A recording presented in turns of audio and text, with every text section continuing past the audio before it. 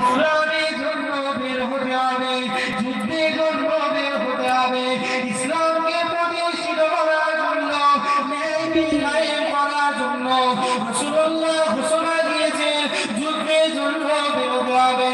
সাহাবা হুজুর বেরিয়ে বললেন, বিবি থেকে অনুমতি নিলেন, বিবি অনুমতি দিলে যুদ্ধের জন্য বেরিয়ে গেলেন। প্রথম রাত বিরামার পরে বাসর রাত থেকে বাসর রাত হওয়ার পরে সাহাবা হুজুর অবস্থায় বেরিয়ে পড়লেন। সাহাবা হুজুর যুদ্ধ করতে করতে এমন অবস্থায় শহীদ হয়ে গেল। আল্লাহ নবী সাহাবা শহীদ হয়ে গেল। সাহাবা হুজুরের স্ত্রী আমার নবী পাকের কাছে আসলেন, ইয়া রাসূলুল্লাহ, ইয়া হাবিবাল্লাহ, হুজুর আমি হানজালার স্ত্রী, আমার হানজালার সঙ্গে গতকাল বিবাহ হয়েছে। হানজালা বছর করার পরে যুদ্ধের ময়দানে চলে এসেছে। ইয়া রাসূলুল্লাহ, আমার হানজালা কোথায়? আল্লাহ নবী বলেছিলেন, এবার ময়দানে তোমার হানজালাকে প্রতিষ্ঠিত করার জন্য, ইসলামকে কায়েম করার জন্য যুদ্ধের ময়দানে শহীদ হয়ে গেছে। এই সময় হানজালা হুজুরের স্ত্রী বলেছিলেন, ইয়া রাসূলুল্লাহ, ইয়া হাবিবাল্লাহ, হুজুর আমার স্ত্রী শহীদ হয়ে গেছে, আমার কোনো দুঃখ নাই। আমি একটা কথা জানতে চাই, আমার স্বামীর লাশটা কোথায়? আমার স্বামীর লাশটা কোথায়? আল্লাহ নবী সাহাবা হুজুরদের বললেন, হানজালার লাশকে খুঁজে বেড়াও।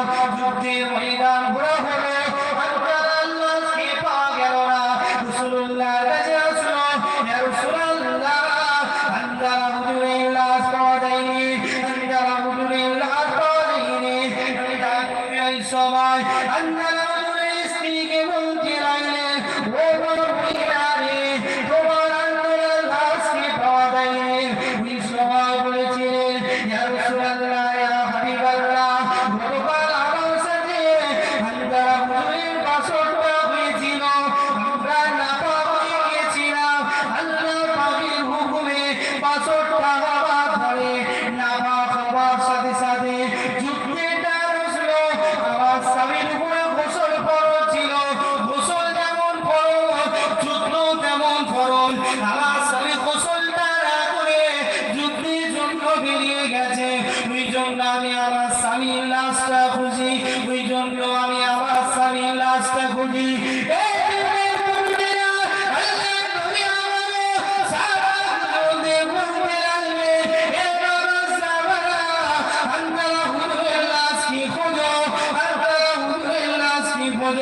যুদ্ধের ময়দান খোঁজা হলো, হানজালা হুজুরের লাশ পাওয়া যায়নি। আল্লাহ পাকের ফেরেশতারা আসমান থেকে নাজিল হতে লাগলো।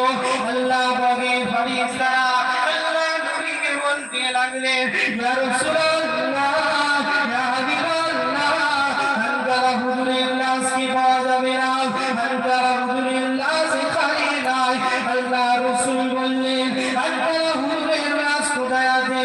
এই সময় ফেরেশতারা বলেছিলেন, ইয়া রাসূলুল্লাহ, ইয়া হাবিবাল্লাহ, হুজুর হানজালা হুজুরের উপরে আল্লাহ পাক এতটা রাজি হয়ে গেছেন, হানজালা হুজুরের উপরে আল্লাহ পাক এতটা খুশি হয়ে গেছেন।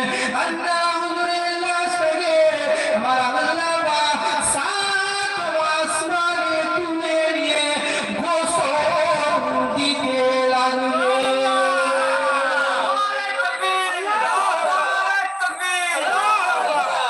যে